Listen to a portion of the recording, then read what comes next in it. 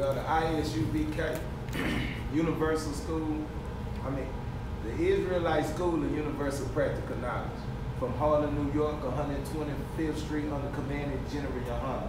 If you're not in the UPK, you are not in the truth. That's right. All right? First, I want to start today out by this lesson out by going into the history to understand what is the purpose of the Most High choosing a people. What is the reason for it? What is he trying to do with these people that he chose?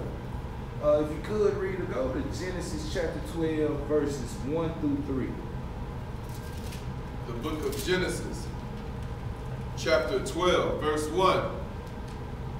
Now the Lord had said unto Abram, Get thee out of thy country, and from thy kindred, and from thy father's house, unto a land that I will show thee. And I will make thee a great nation, and I will bless thee, and make thy name great, and thou shalt be a blessing. And I will bless them that bless thee, and curse them that curseth thee. And in thee shall all families of the earth be blessed. Now, right here we see that the Most High came to Abram, told him, I'm going to make, first of all, he told him, get from your country, get out of thy country, and from thy kindred, and from thy father's house. Meaning, the Most High finna take Abraham and make him a whole different people than his father's house.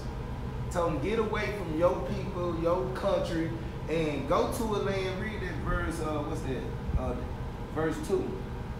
Genesis chapter 12, verse 2. And I will make of thee a great nation, and I will bless thee, and make thy name great, and thou shalt be a blessing. Notice he said, I will make of thee a great nation. Meaning, more than one person. The people that come from his seed gonna be a whole different nation. If you look at verse 1, it say, read that verse 1 right where it say, get thee out of thy country. Genesis chapter 12, verse 1.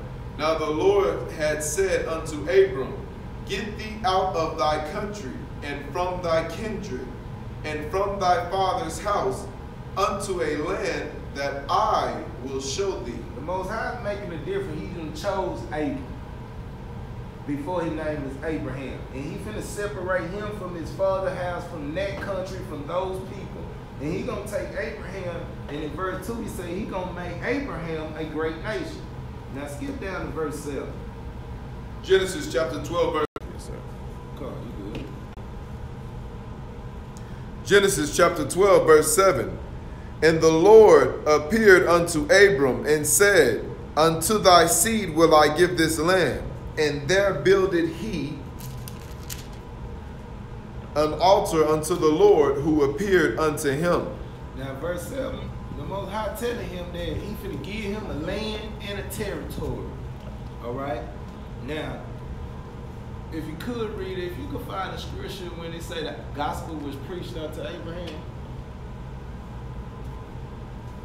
Oh, okay, I got you. Alright, now, the point I'm making is, Abraham, this is the gospel. When Most High telling him to make you a great nation, he finna give you some land, you can't have a nation without laws. Can't have a nation without a government or rulership. Abraham knew the gospel. Alright? Give me 1 second. Abraham knew the gospel. Meaning that Abraham knew that Christ was gonna come from his seed. Abraham knew that from his seed, from Jerusalem, salvation was going to go out to the whole earth. Not a Christian salvation that they tell you. The salvation that's going to go out from the whole earth, from Jerusalem, is the law. That's going to be the salvation. That law need a territory with a government. As in, give me Isaiah 9 and 6 right quick.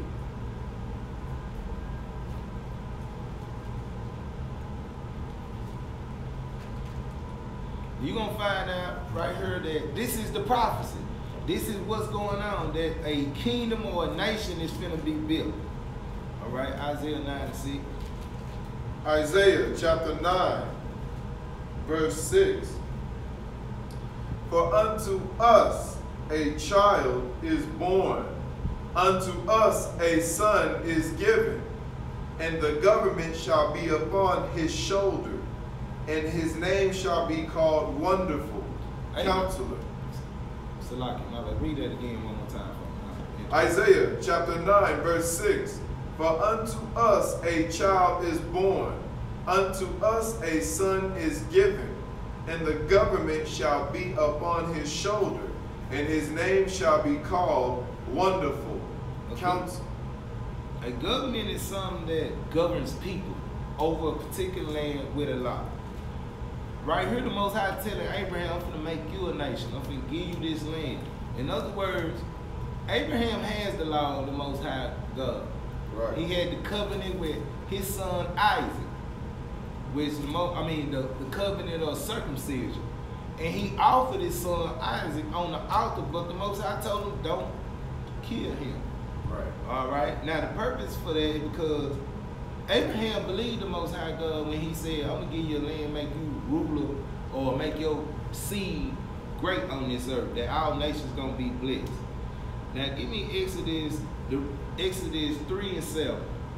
I want to show you something that, I want to show you that before, it's not a religion. This is a literal kingdom with a literal government, literal people, a literal law that govern over a literal land. All right, that is the kingdom of heaven. Now go to Exodus 3 and 7. 7 through, we'll start at 7. The book of Exodus, chapter 3, verse 7. And the Lord said, I have surely seen the affliction of my people which are in Egypt, and have heard their cry by reason of their taskmasters, for I know their sorrows. Verse 8. And I am come down to deliver them out of the land of the Egyptians, and to bring them up out of that land unto a good land, and a large, unto a land flowing with milk and honey. Stop right there. Now, again, now we're in the time of Moses. You know, had Abraham, Isaac, and Jacob. They had a phantom. One of the sons, Joseph, was sold into Egypt. They had a phantom. And then later on, the rest of the brothers came in by the will of the Most High. Right. Now you're in the time where they done grew in population, meaning from the time of Abraham, where you hearing him say, I'm going to make you a great nation. The process still going. Abraham, Isaac, now we got to Jacob. He had 12 sons. They sold one into slavery. He eventually became ruler in Egypt under Pharaoh, meaning the same process been occurring. He's creating this nation. Now the nation done got so big, now it's time for them to get their own land. This is the promise. They ain't had nothing to do with some religious fable that they teaching you. This is the promise of Abraham. This is what the deliverance are going to look like. Read verse 8 again. Exodus chapter 3, verse 8. And I am come down to deliver them out of the hand of the Egyptians. Stop right there. This is deliverance from a whole different people. You hear people talking about salvation and deliverance, but they really don't know what they being delivered from. They think the Most High gonna deliver you from your sins. What do that mean? You chose to break the law of the Most High God, and you think He coming to deliver you from yourself. That's how Christians talk. That's how these word religions make it sound. Deliverance is going to be a whole nation of people, the Most High people coming out of slavery from under another people. That is deliverance. If you can take me the book of Judges, let me get it right quick. In the book of Judges, I want to give them, what's it name? Chapter 6. Book of Judges, chapter 6. Let's see. Start at verse 1. The book of Judges, chapter 6, verse 1. And the children of Israel did evil in the sight of the Lord, and the Lord delivered them into the hand of the Midian 7 years. All right, start right there. All right, now they did evil in the sight of the Lord. They went into slavery. Now jump down to verse, I want to say 7 and 8. The book of Judges, chapter 6, verse 7. And it came to pass, when the children of Israel cried unto the Lord because of the Midianites, that the Lord sent a prophet unto the children of Israel, which said unto them, Thus saith the Lord God of Israel, I brought you up from Egypt and brought you forth out of the house of bondage. Verse 9. Verse 9. And I delivered you out of the hand of the Egyptians, and out of the hand of all that oppressed you, and drave them out from before you, and gave you their land. Again, deliverance is associated with being free from oppression and bondage or slavery. And deliverance also includes you being moved into your own land. This is the promise that he gave to Abraham in Genesis. What you're going to find out though, all right, let's go back to Exodus verse 7. Exodus chapter 3, verse 7 again. The book of Exodus chapter 3, verse 7.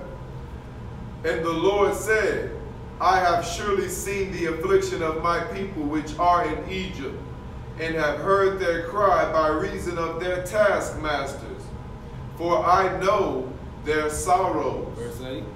And I am come down to deliver them out of the hand of the Egyptians, and to bring them up out of that land unto a good land and a large, unto a land flowing with milk and honey. All right, Salah, stop right there. Now, the rest of that verse going to the nations that they're going to overthrow in the process of possessing the land.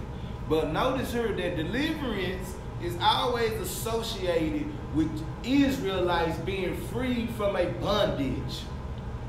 He sent the Savior to deliver him. That's the whole book of Judges. When you read the book of Judges and they're going to send the Savior to deliver him, that's what the book of Judges hopefully helps you understand. Now, keep reading. Verse 9. Verse 9. The book of Exodus chapter 3 verse 9. Now therefore, behold, the cry of the children of Israel is come unto me, and I have also seen the oppression wherewith the Egyptians oppressed them. Come now, therefore, and I will send thee unto Pharaoh, that thou mayest bring forth my people, the children of Israel, out of Egypt. Okay, this is right there. Again, I'm showing you, we're going through, first we had to establish that Abraham, how the Most High gave him a promise about a nation and a land. All right? Moses, in the time, because from the time of Abraham to the time of Moses, the nation is continued growing to be a nation now. All right, now when you in Egypt and you coming out of there, you finna find out what is the purpose of this. The purpose of this is for the Israelites to go establish the kingdom of heaven. When they came out of Egypt, they finna go establish the kingdom. But as we seen in Judges chapter 6, we seen that the children of Israel did evil in the sight of the Lord. What do the Most High do to the children of Israel over and over in this Bible? Can you give me that, if you know about heart, when they say what has been done will be done?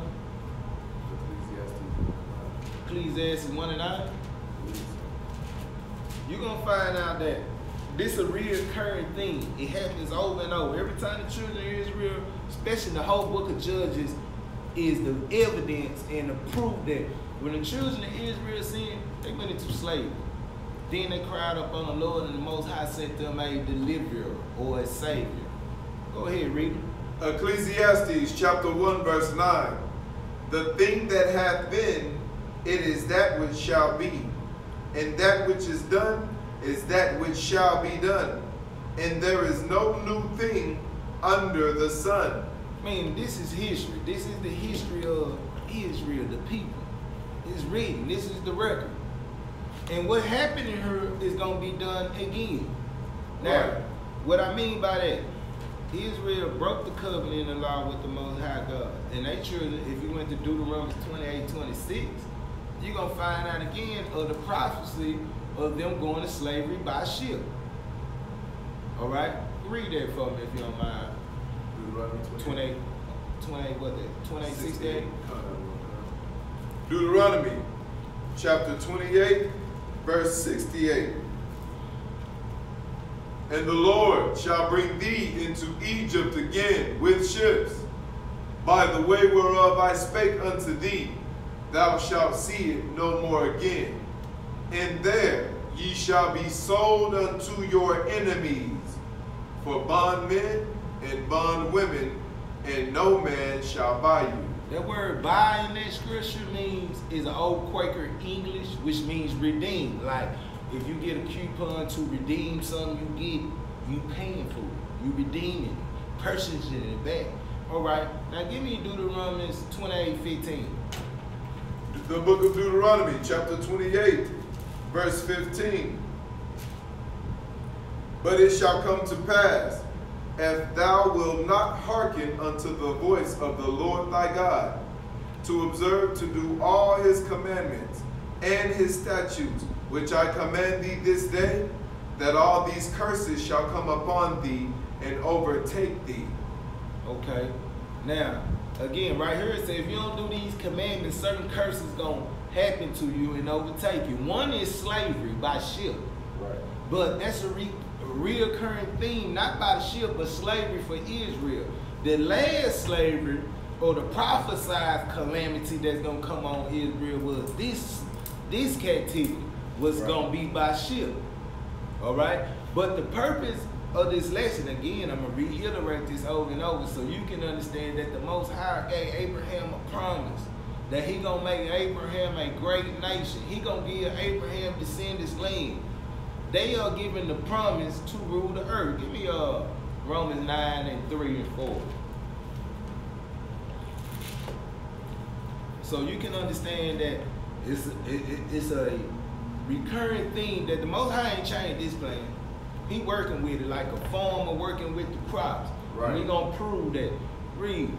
Romans chapter 9, verse 3. For I could wish that myself were accursed from Christ for my brethren, my kinsmen, according to the flesh, who are Israelites. Now this pertains to Israelites, his kinsmen, according to the flesh. That the blood, life is in the blood. According to the flesh, Israel is a spiritual nation. Not because they in some Christian church talking about everything spiritual, some mystic, I can't prove, I can't see, it ain't real, and you believe in it, so-called having faith in something that's not real. This is a nation. It's based on kindreds according to the flesh who are Israelites. Keep reading. Who are Israelites, to whom pertaineth the adoption and the glory and the covenants and the giving of the law and the service of God and the promises. What is the promise? The Israelites, the descendants or the seed of Abraham pertain to covenants. No, this is a spiritual thing. Why? Because the seed came through, not by the will of man, but through the power and spirit of the Most High God. Right. He chose Jacob over Esau that the purpose of God's election may stand. Right. It is spiritual. When we say spirit, we're not talking about no mystic talk. It's according to the flesh. This is a spiritual nation that's here on earth, even though we in the flesh. Why do I say that? Because the nation came into existence, not by the will of man, but by the power and spirit and will of the Most High God. We are the spiritual nation on the earth. I want you to understand that. And the covenants pertain to Israel. Right. And the law. Guess what happens if you break the law? There is a punishment. For the nation, that punishment was it's spelled out in Deuteronomy chapter 28, verses 15 through 16. Them are the curses. Them curses is on the people of Israel for a sign and a wonder. Now, the purpose we finna find out is that when they came out of Egypt, they supposed to build the kingdom of heaven. When they went into the Persian captivity, when they came out and went back and built up the temple, they were supposed to go back and build the kingdom of heaven. When they got out of the Greek captivity, they were supposed to go back, and you read that in the Apocrypha, where they went to different wars, where they fought to reestablish the kingdom free from Greek and influence. Right. All right? They were supposed to establish the kingdom of heaven. Let me find that right quick. Ye are a chosen generation, a royal priesthood. Because you finna find out that, again, that's why we read that scripture. What has happened in Ecclesiastes 1 and 9. Was that 1 and 9? Ecclesiastes? Right. That what has happened will happen. Meaning, history repeating itself. The Most High done let Israel out of slavery many times in this book, in his holy word. It's showing you, as an example, it's wrote for a record. And every time they came out, they were supposed to go build the kingdom of heaven. You got that? Okay. Now, you finna find out that all this is part of the scriptures. When you look in there, you find out, matter of fact, give me Exodus 6, chapter 6, 1 through, I want to say chapter 6, verse 1. The book of Exodus, chapter 6, verse 1. Then the Lord said unto Moses, Now shalt thou see what I will do to Pharaoh, for with a strong hand shall he let them go, and with a strong hand shall he drive them out of his land. All right. Skip down to verse 4. Exodus chapter 6, verse 4. And I have also established my covenant with them, to give them the land of Canaan, the land of their pilgrimage, wherein they were strangers. Verse 5. That's good right there. Now again, we went back to Moses because Moses is finna take the children of Israel out of Egypt and finna lead them into the promised land, where they is supposed to establish the kingdom of heaven. Right. But as we know, they went into slavery to the Syrians, Babylonians, the Persians, the Greeks, the Romans. Right. All right, even in this modern captivity, which is still the Romans, which they call American or European, whatever you want to call it. But these are the same people as the Romans, that is. Now, give me 1 Peter 2 and 9. Because what I want you to, no, stop, Salaki. Before you do that, give me Matthew 13 and 38, because you finna find out or get a parable from Christ, from the scriptures of what's going on in a sense here from Abraham to Exodus all the way to the present time. You're gonna find out that the Most High is really working like a farmer over his crops, making sure any dead roots, like if you raise flowers, if you see a dead bush in your front yard, you cut that down. Why? Because that death will spread to the other flowers or the other trees or the other bushes. So you cut it down. Now I want you to understand that this is not my analogy. This is the analogy of Christ. Christ who only spoke what the Most High told him to speak. Read. The book of Matthew, chapter 13, verse 38. The field is the world. The good seed are the children of the kingdom, but the tares are the children of the wicked one. Okay, the world is the field, right? The world is the field. Going back in Egypt, the world is the field. And the good seed is the children of the kingdom. The bad seed, or the tare, is the children of the wicked one, meaning they in two different spirits, but they literal people on earth. The seed of the good seed is Israel. Seed of the tares is the heathens. All right. Now go to Matthew. Well, I'm gonna show you that this is not new. Go to Genesis 3 and 15. The Bible repeats itself from beginning to end. It's clear, precise. You don't need nobody trying to tell you what the scriptures mean when the scriptures interpret themselves. The book of Genesis, chapter 3, verse 15. And I will put enmity between thee and the woman, and between thy seed and her seed. It shall bruise thy head, and thou shalt bruise his heel. Okay, I'm reading this because in Matthew 38, you see it's the seed, the good seed, and the seed of the wicked one. When you go to Genesis, this is part of the curse. It's going to be enmity between the seed of the serpent and the seed of the woman.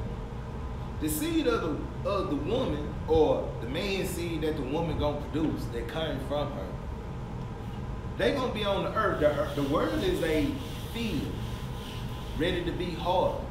Right. All right, what is the harvest? The harvest, we finna find. I'm gonna use this as in the civil rights era. You had black men literally standing up, trying to create institutions and organizations and associations in which to build up the people. Right. The Most High say they gonna gather, but not by my name. Right. And that's what happened. Guess what been happening ever since civil rights era? Go to Matthew 3 and 10. The book of Matthew, chapter 3, verse 10. And now also the axe is laid unto the root of the trees. Therefore, every tree which bringeth forth Salakia.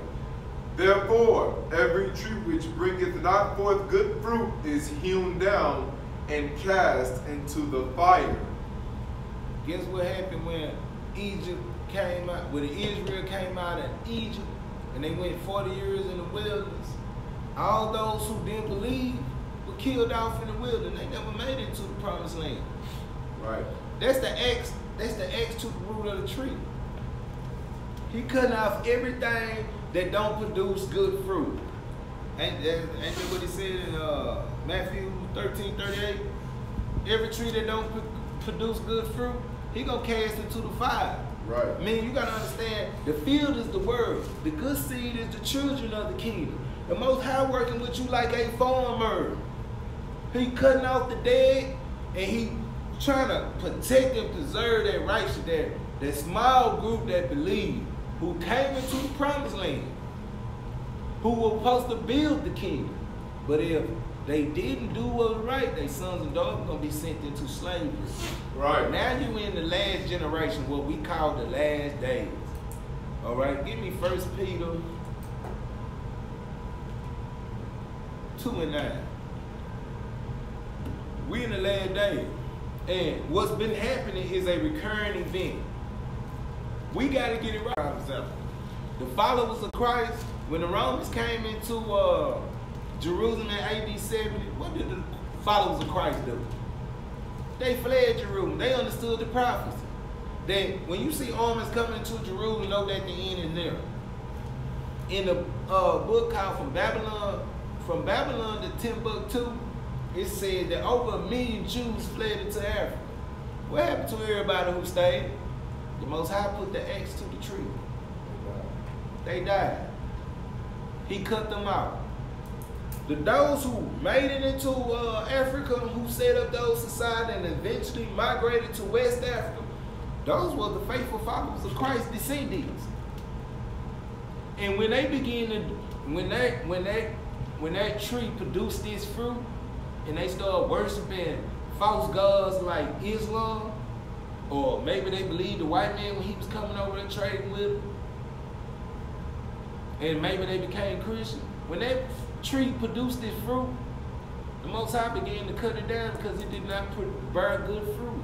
And those people from there went into slavery. Right. You had the civil rights era. When that tree blossomed, it did not produce the good fruit. The Most High cut that tree down. Now give me 1 Peter 2 and 9. The book of 1 Peter, chapter 2, verse 9. But ye are a chosen generation, a royal priesthood, an holy nation, a peculiar people, that ye should show forth the praises of him who hath called you out of darkness into his marvelous light. I guess the Most High say y'all a chosen religion. He say ye are a chosen generation, a holy nation. Right. Every nation is established with laws, a land, and a government. That is the kingdom of heaven. The kingdom of heaven gonna be established on the land that the Most High gave to Israel, with a law he gave to them, with a king he gave to them. Right. It ain't got nothing to do with religion. This is about a kingdom. And what you seeing in these scriptures, is the course throughout time have every so often Israel began to rebel. And over and over, the Most High had to punish Israel. It's like a farm. When them bad crops start coming up, he cut them out. Because they're going to affect the real. He want to preserve this good. But this is a chosen generation to bring in the kingdom of heaven on this earth. Now, give me Numbers 26, 63 through 65. We're going to find out that if you don't believe, the Most High cut you out because you're not producing good fruit.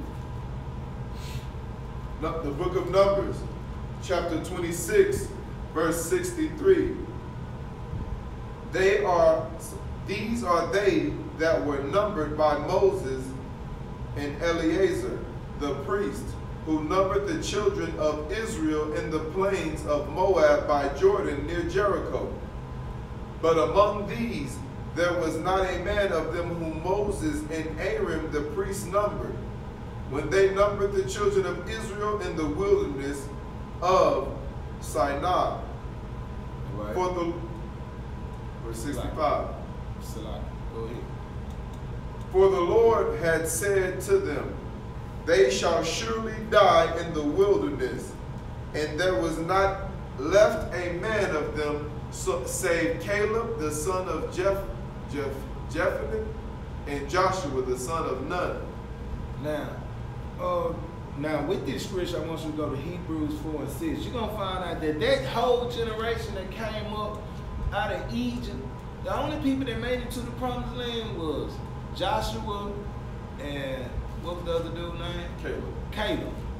They the only two people made it. As far as that, they wasn't nothing but children. And them children were born in the wilderness. That whole generation that came out, he killed them. And now we finna find out why they was killed in the wilderness. Read.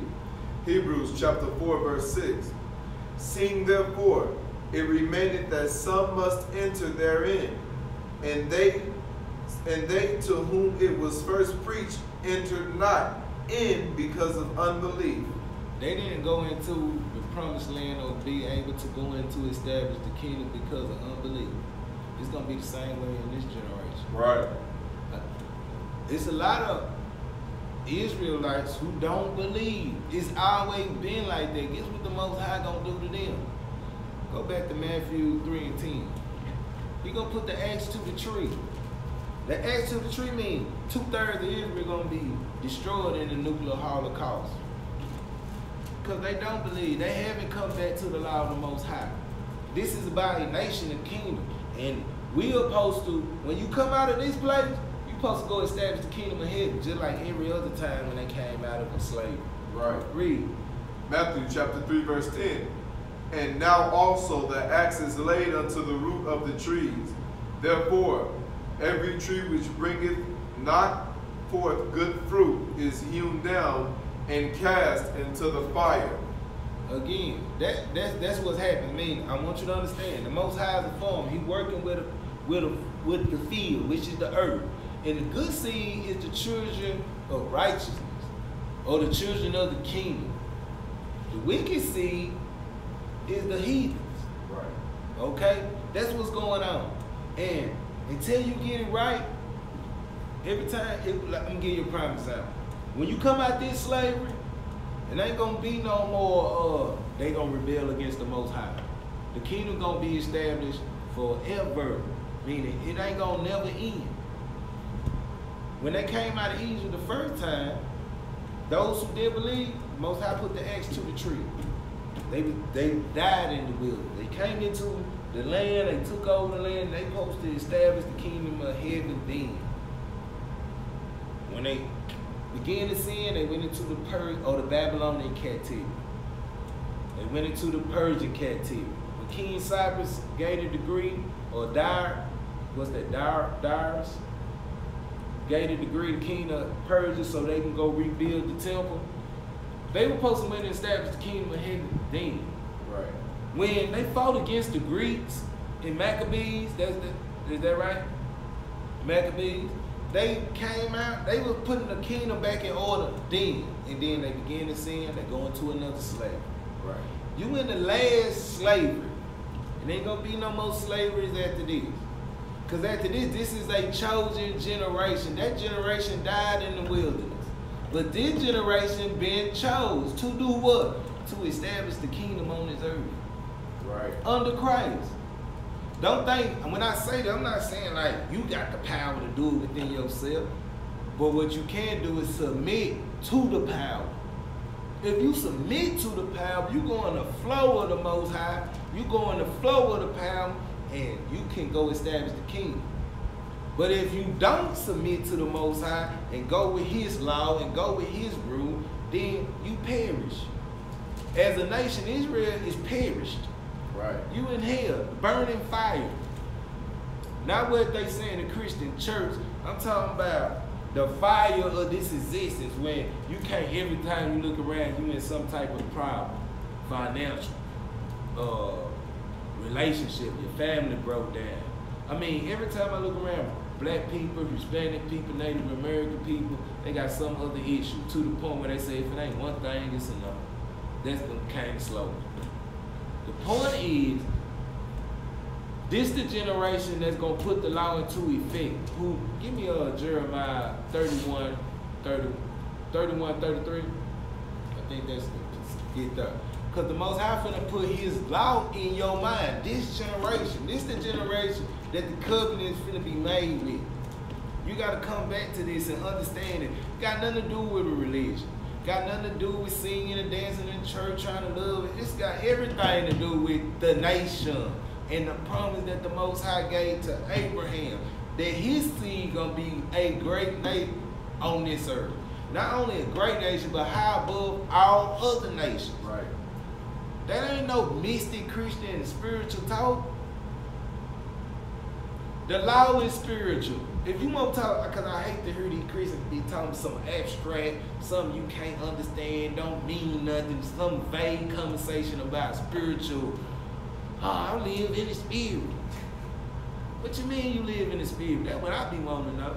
Then when I am, it ain't got nothing to do with the law, it ain't got nothing to do with obeying the Most High. Them living in the spirit is some homosexual, pleasant feeling, they smiling and talking soft. Wearing gay clothes. When I say gay, I'm not talking about gay clothes like the homosexual per se. When I talk about gay clothes, I'm talking about they pretty suits, pretty shoes, pretty bow tie, and all this old homosexual stuff. Christ said those who wear gay clothes is in king palaces. Who was the kings of that time? Because Israel was under subjugation to the Romans. Guess who he was talking about? He was talking about white people and their dress code.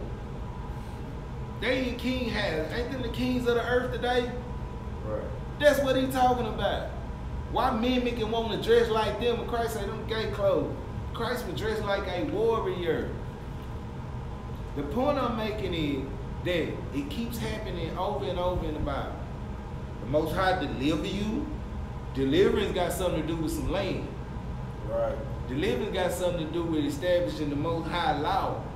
Deliverance got something to do with you being a separate people on this earth, not under Pharaoh. Simple. This is what the kingdom about.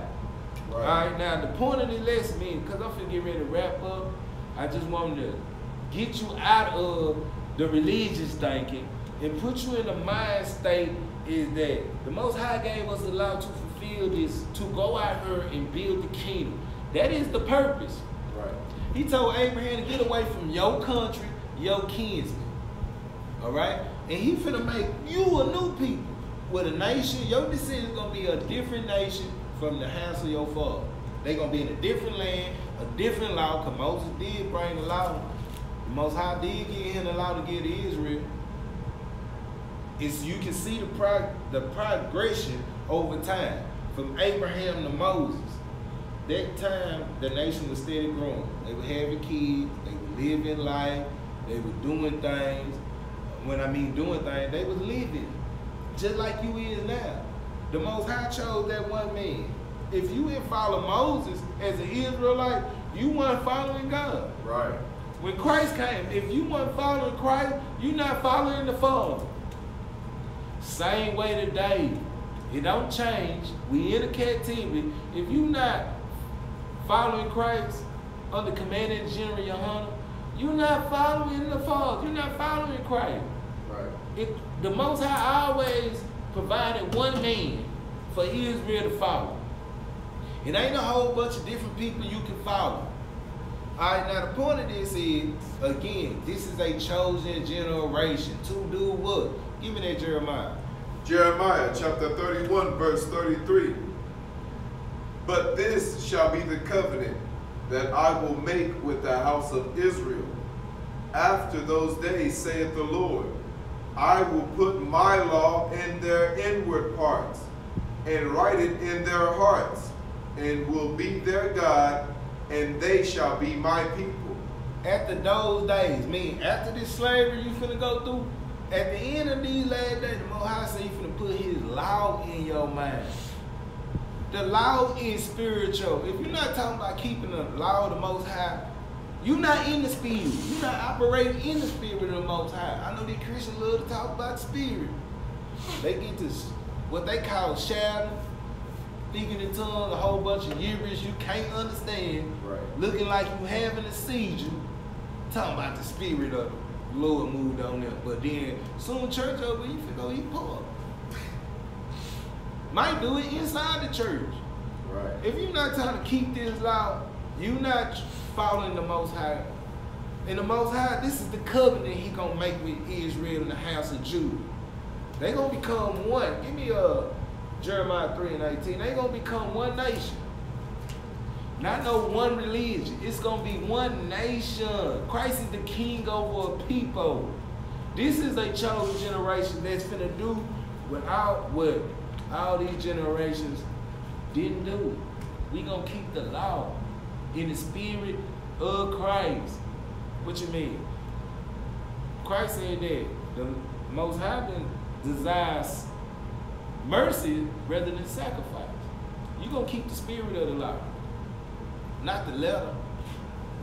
See, they were keeping the letter of the law, like when Christ told him, y'all hypocrites, you watch the outside of the cup, but you don't do nothing with the heart. The Most High want to deal with your inner man. Right. He want a circumcision of the heart. The Old Testament was a circumcision of the flesh. But now the New Testament, he finna put the law in your heart. He finna circumcise your stony heart and give you a heart of flesh. To understand. Read. Jeremiah chapter 3, verse 18. In those days the house of Judah shall walk with the house of Israel, and they shall come together out of the land of the north to the land that I have given for an inheritance unto your fathers. Verse 19, but that's good right there. Again, he's going to bring you out of the land of the north, which is this last captivity, into another land. Deliverance got something to do with getting your land back. Deliverance got something to do with establishing his law. Deliverance is not some spiritual, when I say spiritual, mystic, Christian, mumbo jumbo. This here is real. And if you don't have the faith to get in here, like, listen, the devil, the white man, he's serious when you look on TV. He up there in his suit. He's serious when he talking to the Congress. He's serious when he gets sworn in to be a police. He's serious if he a fireman. They serious when they doing the news. You better be serious and believe that the Most High finna build up this nation and put this into practice. Put the law into practice. Not just the law, but in the spirit of love. The spirit of love, listen, this is what the law is. First, love the Lord your God with all thy heart, with all thy might, with all thy soul, and love thy neighbor as yourself. Everybody talking this love talk in church. You know what love is? Love is the law. The law is here to preserve life because the Most High loved his people. Right. That's what the law about. If you want to be in that old love fest, you better go learn that law. Because love the Lord thy God and love thy brother as yourself. From these two laws, you can break down the law. So guess what the law going to be teaching you how to do? Love your brother and love God. Right. It ain't got nothing to do with no mystic, speaking in tongues. I lay hands on them and I cast that demon out and all this old garbage. Not to say that you can't cast a demon out, but the way the Christians put it across, it's garbage. Right. They not dealing with the reality in these scriptures. In the UPK, these brothers understand that we gonna keep this law with seriousness. These brothers coming from all over the country, meeting together, doing everything with each other as a team, housing each other, feeding each other, all in the spirit of love. Love for the Father, the Most High, and love for your brother. In this series, do that mean you can't laugh? That mean you don't never pray? No. That mean when you go to occupy these offices, be serious about it. Right. If you got the equipment, be serious when watching that equipment. If you got the books, nigga, be serious. Salaki, brother, be serious with the books. Right. When you go to camp, be serious on post. When you doing your classes, be serious. Cause the Most High is finna build up a nation. Put you in your own land. It's called deliverance, salvation. Right. That's what this is about. Not no mystic talk. Now, that's my class for today. I want to say Shalom, Yahweh.